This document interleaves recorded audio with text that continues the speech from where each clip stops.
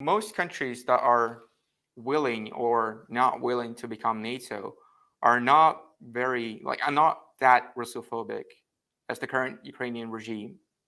They do not have Nazi battalions. They do not have Nazi type military on their territory.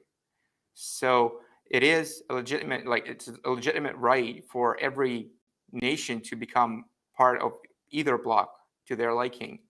But at the same time, we're talking Ukraine, where at least well, certainly a large part of the population will be against NATO. Like the eastern part of Ukraine, which has historically been very, very tightly connected to Russia, would definitely be against them.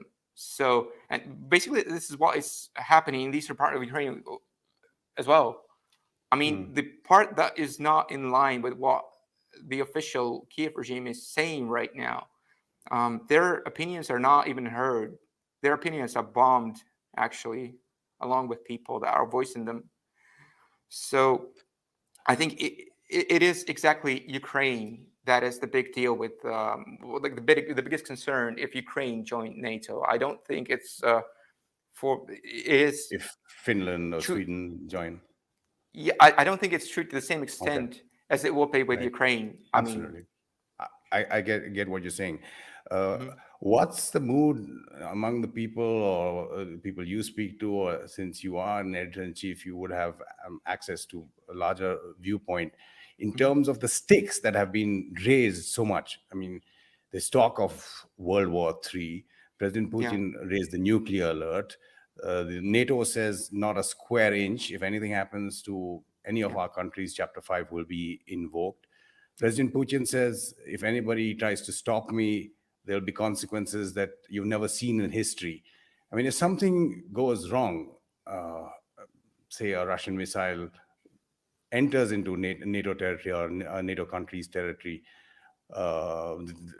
President Zelensky asking for a no-fly zone in the US Congress, what's the worry like within Russia in terms of the magnitude of where the world is at right now?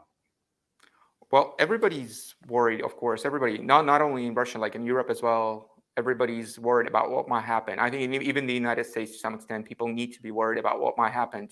What might happen.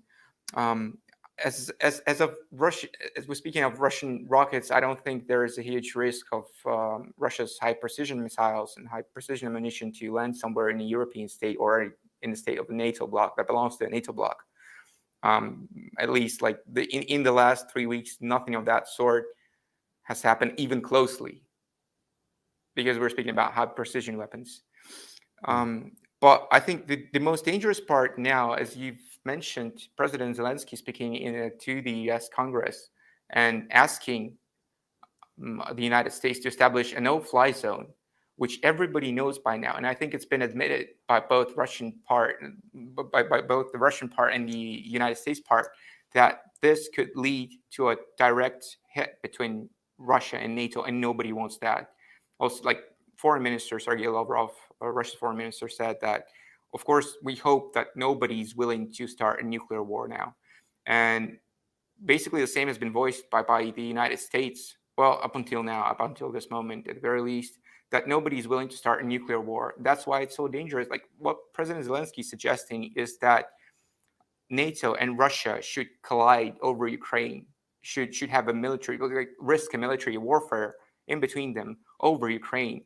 And now, even speaking as a president, like what kind of a president would want a military confrontation between NATO and Russia on its soil, like on Ukraine's soil? He's a Ukrainian president. Does he even think about the people living in Ukraine, really?